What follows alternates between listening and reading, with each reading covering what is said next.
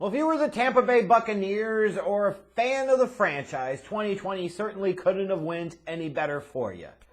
You swung big and brought in Tom Brady in free agency, saying, you're going all in now. That's exactly what you did, and at the end of the day, it paid off.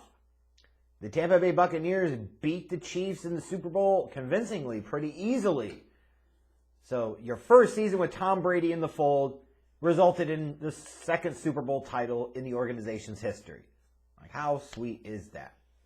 And, you were basically in a spot where the Buccaneers were able to pretty much run the table back with everybody. No real key significant departures or losses. Like, they're basically bringing their championship team intact back, which is really, really hard to do in the modern era of the NFL and the free agency and salary cap. That's really hard to do. Making it to the playoffs in 2 consecutive seasons is really hard to do, let alone trying to defend a Super Bowl title and getting back to the Super Bowl and winning it.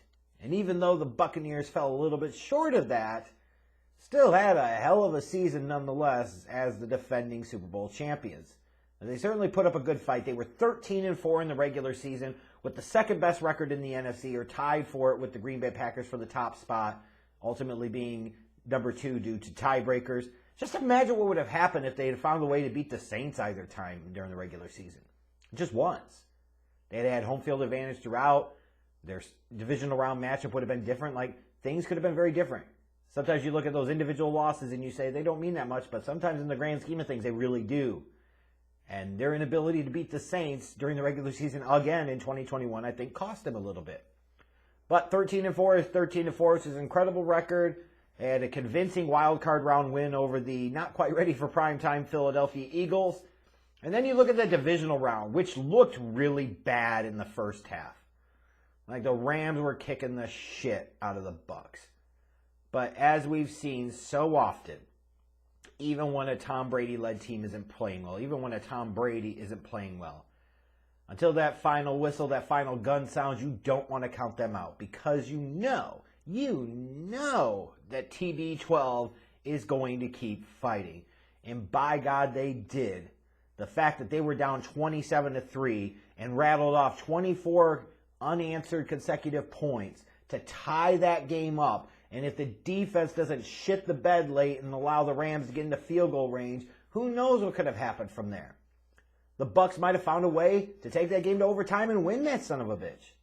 And then go on to the NFC Championship game. Like, who knows what could have happened. They were this close, and that's crazy. Obviously, it was in large part due to their offense, which was second in total yards in the league and first in points scored.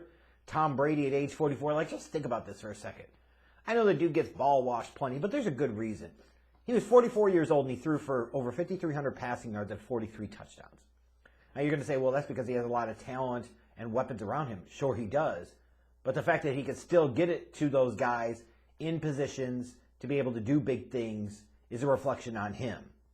Godwin and Evans each went over 1,000 yards, and that's even with Godwin having the late season knee injury. Gronk went over 800 receiving yards. And you still had to deal with the shit about Antonio Brown and him quitting and being gone from the team. And it just didn't matter. The fact that Tom Brady, at 34, doing that would be impressive. 24 would be special. What he's doing at 44 is just goddamn ridiculous. Like, you look at Big Ben.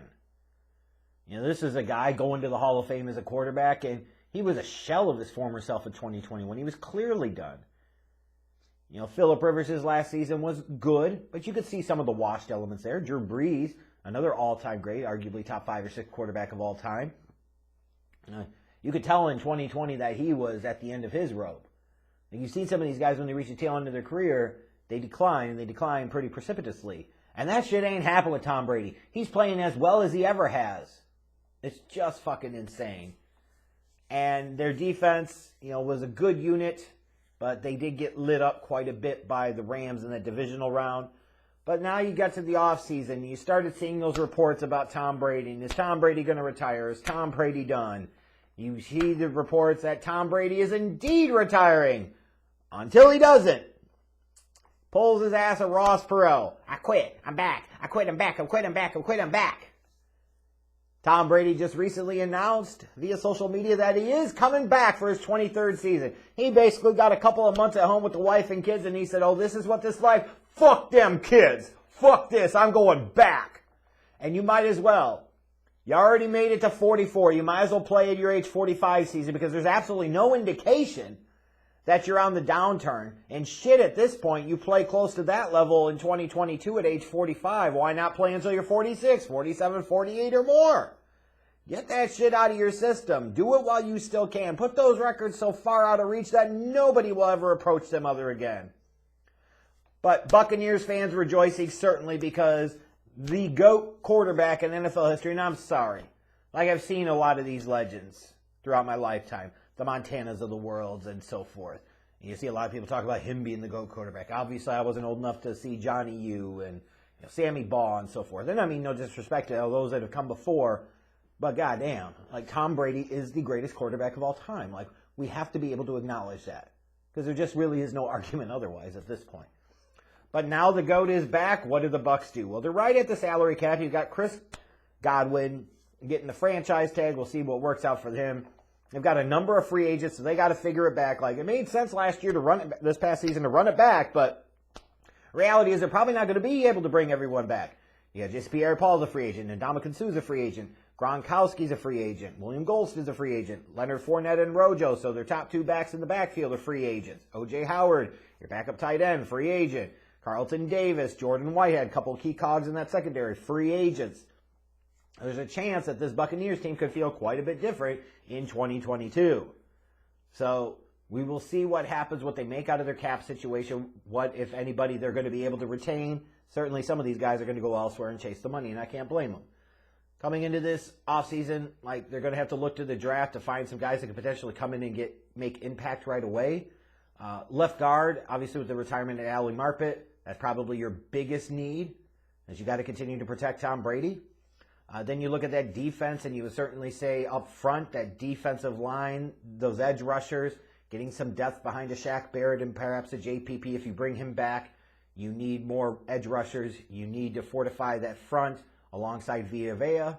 And then you look at some of the skill positions, like, yes, even if you're bringing back Chris Godwin for now or the long term, and you got Mike Evans. You don't have Antonio Brown anymore, so having a more legitimate number 3, unless you feel like it's a Tyler Johnson or a Scotty Miller, I don't know if I feel that way. Like, you might want to address that. And then you've got their backfield. Are you going to be able to keep both Fournette and Rojo? Maybe you keep one, maybe not both. You're going to need another guy there in the mix. The reality is, though, you're bringing back Tom Brady, and that's the most important thing of all. As long as you have Tom Brady at this point, it certainly feels like the Buccaneers are going to be damn contenders. And the 2022 NFL season just got a whole lot more interesting because the GOAT decided to come back for at least one more run.